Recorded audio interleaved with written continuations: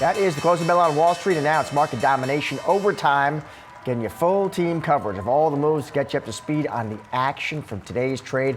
Yahoo Finance's Jared Blickery joining us here to break down the moves today. Jared, what are you seeing at that close?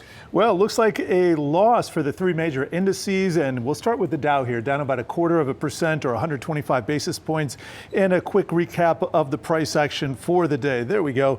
And we can see not a big drop here, but nevertheless kind of traded down most of the day and then just sideways.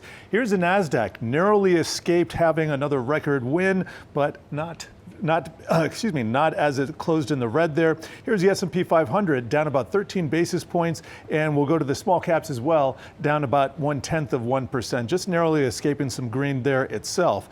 Do want to plot gold real quickly. We've seen gold just on an absolute tear, and let's see, we got gold futures right here. 37.2680. That is the record price there, the record close, and you can see a year to date up about 40%. So that's just an incredible run for gold. And let's check in on the sector action. Back to stocks for a minute. We got XLE, that's the energy sector. That's up 1.7% in the lead there, followed by consumer discretionary. That's XLY, and then consumer staples. So retail stocks plus energy were the big winners today.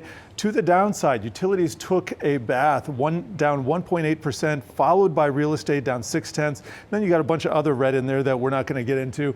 But I do want to skip over to the NASDAQ 100. XLY, consumer discretionary, I forgot to mention, closed at a record high for the second day in a row. That is thanks to the efforts of Tesla here in part, and then also Amazon. Amazon up about 1.13%. You can throw in Meta as one of the big Mag 7 winners, but not Microsoft or Nvidia, each of those down more than 1%. And I'll also put Broadcom in that loser group as well. And just checking in on the Dow real quickly, aside from the mega caps, we got kind of a split between red and green there. Some standouts to the upside. We got Chevron, that's that energy play, up 1.4%, and Caterpillar up 1%. I want to close by looking at the banks. First, I'm going to show you the big banks, and we see more red than green here, but some of the biggest ones like JP Morgan and Bank of America, Citigroup, those were in the green today. But look at this, regional banks down 2 days in a row, not one spot of green in there, and that's kind of what it looked like yesterday. So regional banks having a difficult time over these last 2 days, Josh. Thank you, Jared. Well, the U.S. economy is pressing ahead despite plenty of risks, and right now markets are leaning on Fed rate cut hopes to keep the momentum going. With elevated uncertainty, traders face tough choices on positioning. Joining us now is Amy Kong, partner at Corian, to discuss. Amy, always great to see you. So Fed Day, it's almost here. Tomorrow we expect that cut. We're very confident the cut's coming. Let's say we get the cut. It's 25, Amy. How do you think the stock market reacts? Because it feels like, I don't know, we could be primed and positioned here to see a sell the news on that, but what do you think? Yeah, that's possible. You know, since the Jackson Hole symposium, if you would, in late August, the market is now up to 2.5%. And so a lot of this good news is really baked into expectations. I think the market's going to be really keen on what the messaging would be for the next couple of FOMC meetings. What do you think Jay Powell says there? Well, I think he will try to be data dependent, as he always has been, but certainly we know that the pressure to begin cutting is really against him at this point. If the labor market continues to soften as we head into the October meeting, again, the messaging could be that another rate cut would be expected. Are you convinced, Amy, we need a cut? I mean, I'm looking at Atlanta Fed GDP tracker. It updated today, Amy, 3.4%. What do you make of that? Do we need a cut? I think so. I think the idea is that the Fed, as we all know, it has two mandates, and you know they've been holding off for as long as they could. But the data in the labor market is starting to soften, and I think they're trying to preempt. Again, you know, a dive in terms of that part of the equation. So a cut to, again, normalize, I think is normal and healthy. So in other words, you think central bankers, like Trump's going to get what he wants. He's going to get the cut because the policymakers, you say, they're more focused on a weakening labor market. And meanwhile, it doesn't look like worst case inflation scenarios have played out yet. That's exactly it. Yeah. So as long as the data on the inflation side is muted, as we have seen over the past couple of months, the Fed can basically focus more on the labor part of the equation. You mentioned, you know, the president getting what he wants. One of the concerns that I do have is, you know, this invisible hand that's always been in the backdrop in terms of capital markets. How invisible is it really getting these days with a lot of the candidates that Trump wants? You're concerned about Fed independence? That and just in general, market, has obviously reported the government is taking a stake in certain companies, and I think that kind of intervention has just become a little bit of a risk in terms of capital markets going forward. But do you see that on the Fed independence specifically, and Stephen Myron obviously got the green light, he's approved, he's headed to the Fed. Do you see any indication, Amy, that concern is bubbling up in the financial markets? No, not at this point. I think we are in the very, very early innings of any concern, if you would. But certainly, as we think about the true definition of capital markets, you just want to be mindful of how the two dynamics between the government and the Fed in general, how they have been separate. It's starting to blur a little bit, and you just want to be mindful of that. That's all. Let me ask you, some folks, Amy, say, you know what? The Fed, we're going to be focused on that, but it's not even in the driver's seat of the market. The real driver is the great AI trend and theme. And as long as that's intact, you stay long the market. What do you make of that? I think there's validity to that, right? You just announced just a couple of moments ago, Microsoft investing $30 billion into the UK. As long as those types of CapEx announcements continue to fuel the AI momentum, there is likelihood that the AI trend is sustained. The Fed does play a role, and we have seen that. We are in kind of in between two earnings seasons at this point, and the markets are more focused on macro. So the Fed, don't fight the Fed, that old saying is now back in the picture. I do think that earnings plays another important dynamic, and really the CapEx announcements, et cetera, we've just kind of come off a very decent earnings season, if you would. And so as long as that continues, again, there are more dynamics supporting the markets in the future quarters. What concerns you, Amy, when your clients ask you what's on your kind of wall of worry? What do you tell them? Well, we are very mindful of the amount of expectations that's already baked into prices today. We are, again, keen on where the S&P is trading at vis-a-vis the earnings expectations. And so, if there is some kind of pullback where the earnings have to kind of grow into that PE ratio, again, not a surprise to us. We are obviously concerned about Fed independence and things of that nature. Certainly, we do think that the AI trade, it's not going to be a straight line from A to Z. I think there will be pullbacks. And depending on the headline of the day, you just want to be very careful because, if you think about the Mag 7 or just the top 10 companies of the S&P in general, it's about 40% of the S&P at this point. It's not a number that you want to discount. What about negative seasonality? I was warned about this, Amy. Is that still coming? Should that be on my radar? That is absolutely, something we would pay attention to in the short run. We're obviously long-term investors, so certainly we know that there will be bumps along the way, seasonality of some sorts. We are keen on companies that really can have a value proposition in this kind of market, innovation. Subscription models are really great in this kind of environment. And so certainly as long as we have exposure there, we advise our clients in this kind of very unknown, choppy environment, stay diversified, whether it's within stocks, between geographies, US versus non-US, and also between asset classes, introducing alternatives, things of that nature. I think as long as investors are kind of keying in on these dynamics, the diversification should help, again, even if there is negative seasonality. Last question, when you talk to clients right now, I'm just curious, is there one theme, is there one trend of concern that they have for you? Well, I certainly think, investors are keen on the fact that the market has now reached an all-time high. And very naturally, they will question, is this the top? And we really want to guide them in terms of, you want to think about price relative to earnings. You want to think about, are the companies you're invested in, are they part of a mega trend? You kind of want to step back and think through that. You don't want to be making market choices, again, just based on the fact that it's hit a all-time high. The taxes have to be paid, right? So we just want to advise clients not to make short-term moves in that regard. My final thought, too, is we are in still a very volatile environment, even though it's now to the upside. And we are guiding clients in terms of preparing themselves for that next downturn. How do you do that? We're thinking about cash flow needs and all of profit taking if necessary, again, depending on asset allocation, cash flow needs. And I think that's probably a very prudent strategy, again, knowing that volatility could tip to the downside at some point. Amy, always great to see you, especially on set. Thank you. Thank you so much, Josh. Coming up, we're in the nation's capital speaking live with Senator Elizabeth Warren of Massachusetts ahead of the Fed's decision tomorrow. Stay with us. It's an interview you don't want to miss. More market domination, overtime. That's coming right up.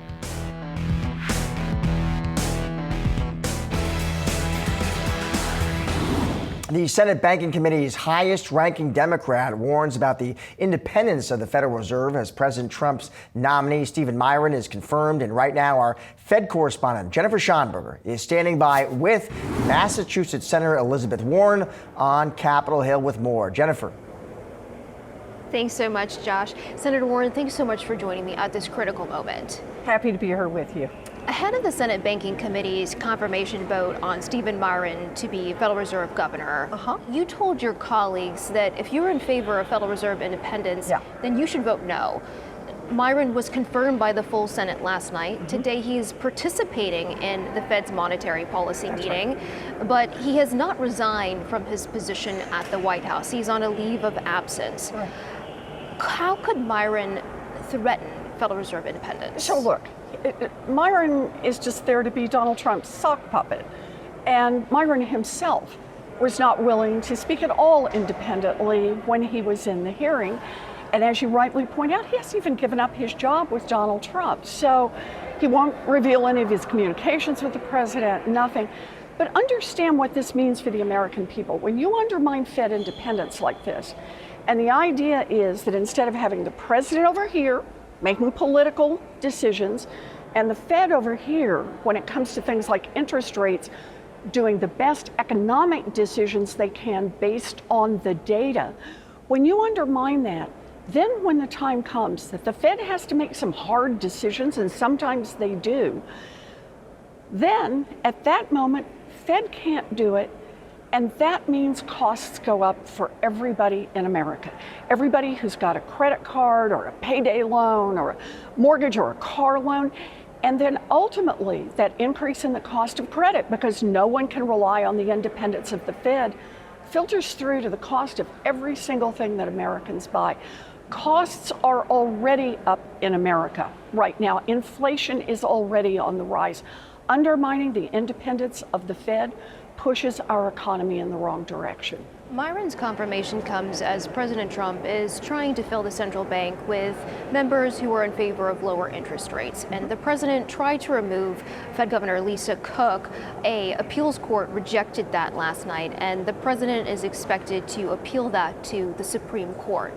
If the high court were to uphold the president's firing, is there a place for Congress to step in and amend the Federal Reserve Act to create a narrower definition of for cause for when a president would want to remove a member of the Fed? So look, if the Supreme Court follows the law, then Lisa Cook will keep her job. If they don't follow the law, certainly Congress could change the law. The problem is that right now, the Republicans do whatever it is that Donald Trump wants. And if I can, Jennifer, let me just pick on one point in the way you described what happened here. It's not that Donald Trump wants people who will lower interest rates. He wants people who will do whatever he wants them to do.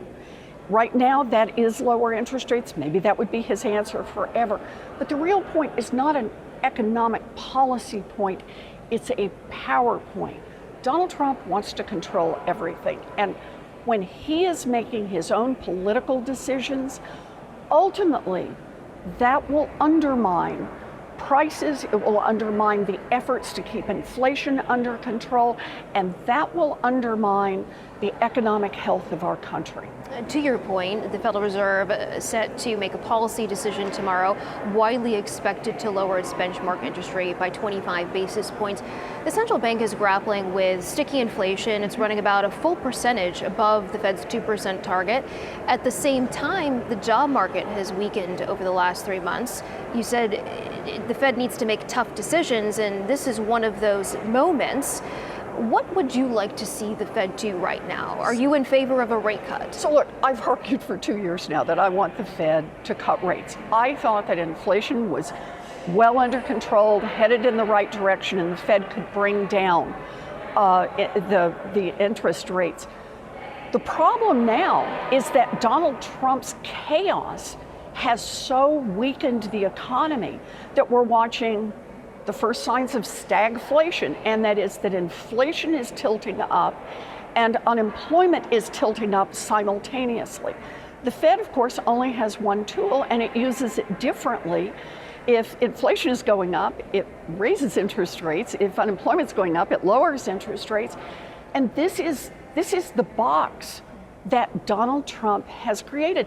You know, I think there's something important to underline here, and that is the chairman of the Federal Reserve said last month that the Fed would have lowered interest rates last February if only Donald Trump had not created so much economic chaos.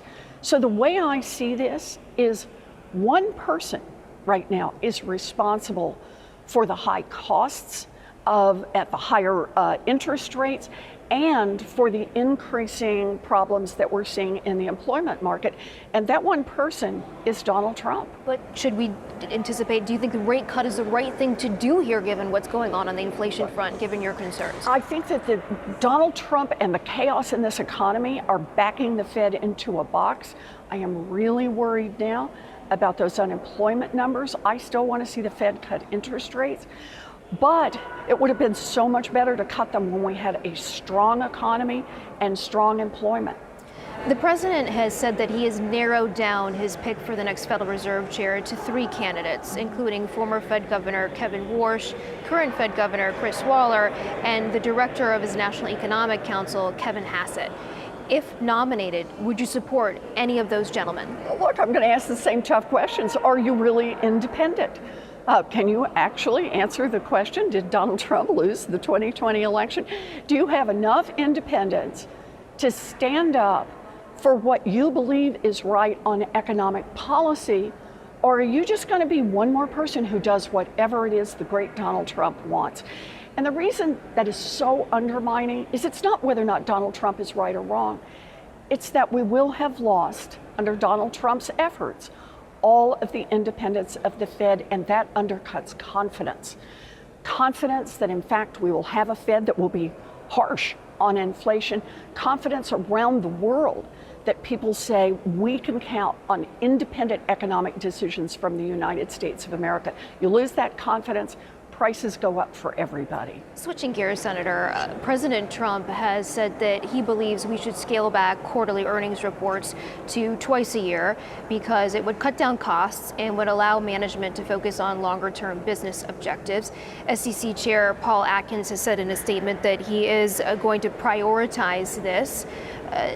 What do you make of this? Does this hurt transparency for investors who are investing in publicly traded companies? And if the SEC were to pass this, would you step in to block it? So yes, it undermines transparency. That is the whole point here.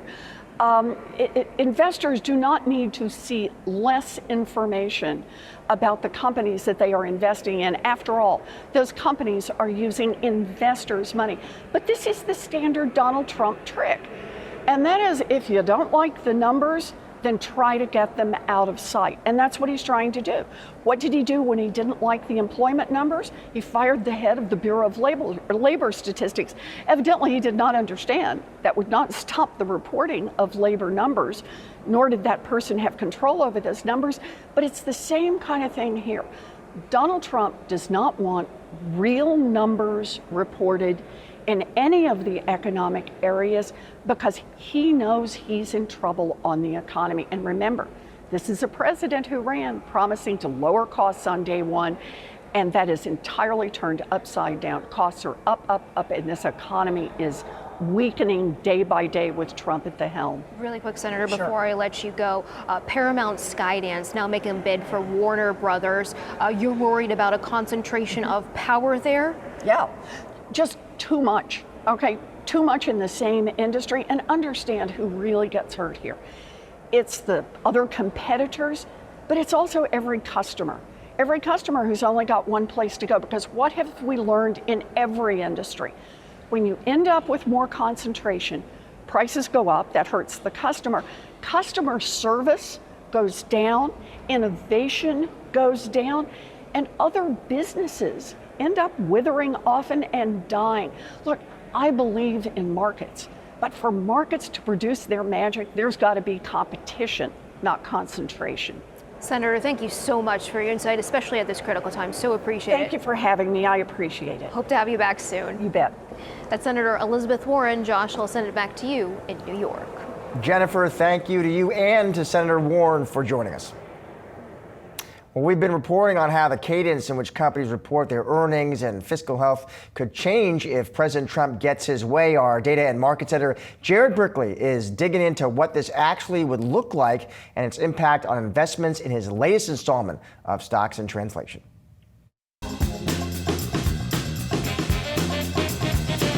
What if earnings season only came twice per year instead of every quarter? It's a simple question with some big ramifications, and that's what we're exploring on today's Stocks in Translation. President Trump sparked the debate on Monday on Truth Social, saying that subject to SEC approval, companies should no longer be forced to report on a quarterly basis, but rather on a 6-month basis. He said, quote, "This will save money and allow managers to focus on properly running their companies." Now, first, let's break down what financial reporting actually is. This is the required scorecard, what a company earns, spent, owns, owes, and what's changed so that investors can gauge performance and risks. Importantly, this does not include expectations for the future or so-called forward guidance. Look-ahead targets and commentary are entirely optional, as they always have been. Now let's rewind the tape and start at the beginning in 1934, when the Securities and Exchange Commission got the power to require periodic reports. It wasn't until 1955 that they actually gave a timeline, which was every 6 months. Then in 1970, the 10Q was born, which had to be filed every quarter. This also happened in Europe. Then in 2013 and 14, European and UK companies, they got some relief and were allowed to step down to every 6 months. But not many took advantage. A few years later, a study found that only 9% of UK companies actually reduced their reporting. Finally, in our timeline in 2018, back in the US, President Trump asked the SEC in his first term to gather comments from the public on stepping down to 6 months in the US. At the time, many corporate leaders weighed in, including the Business Roundtable and then PepsiCo CEO Indra Nooyi. They largely favored cutting down the reporting to be able to focus on the long game. But the point is, this issue has been around for years. Now let's set the stakes. If we cut reporting to twice a year, we're essentially trading less corporate homework for less information. That can feel great in the C-suite, but how does it play for investors? Well, let's focus on the pros first. Fewer filings can mean lower prep time and costs, meaning less make-the-quarter scrambles and more time running the business. For cons, there are fewer timely updates for shareholders, as well as bigger information gaps, which can favor insiders and pros. And it can also make raising money harder. Think of it as the price of money going up when investors see less. Now, what does the research say? Let's dig into that. One study found that more reporting means smaller jumps in price when financials are reported, and that it led to cheaper fundraising. But another study on smaller companies in Singapore found that making them report each quarter lowered their market value due to the higher cost. Another found that stepping down from quarterly to semi-annual led to less analyst coverage, which can disadvantage smaller investors. And finally, a study found that less frequent reporting led to bigger information gaps. Translation, the average evidence cuts both ways. Smaller companies can struggle with the burden, but markets generally like timely information, and context matters. So what happens next? Here's your roadmap. First, watch the Long-Term Stock Exchange, or LTSE, which has been vocal recently and is expected to petition the SEC. It's backed by Founders Fund, co-founded by Peter Thiel and Andreessen Horowitz. Expect a pitch framed around long-termism, as the name would imply. Second, watch the SEC's path. The agency already gathered comments in 2018, and it could now go straight to a proposal, but it could also run another comment period. Third, watch for investor pushback. Groups that prioritize transparency and fairness, they're going to weigh in fast. If you manage other people's money, you want frequent comparable data. And fourth, keep an eye out for white papers. If rulemaking moves, expect think tanks and consultancies to drop fresh studies about cost, liquidity, and how often investors really need updates. The bottom line is there are big trade-offs here involved, but we're going to keep tracking this issue as it evolves now that it's got some steam in it again. And tune in to the Stocks in Translation podcast for more jargon-busting deep dives. New episodes can be found on Tuesdays and Thursdays on Yahoo Finance's website or wherever you find your podcasts. That'll do it for today's Market Domination Overtime. Be sure to come back tomorrow at 3 p.m. Eastern for all of your coverage leading up to and after the closing bell. But don't go anywhere. On the other side of the break, it's Asking for a Trend. I got you covered for the next half hour with the latest and greatest market-moving stories so you can get ahead of the themes affecting your money. Stay tuned.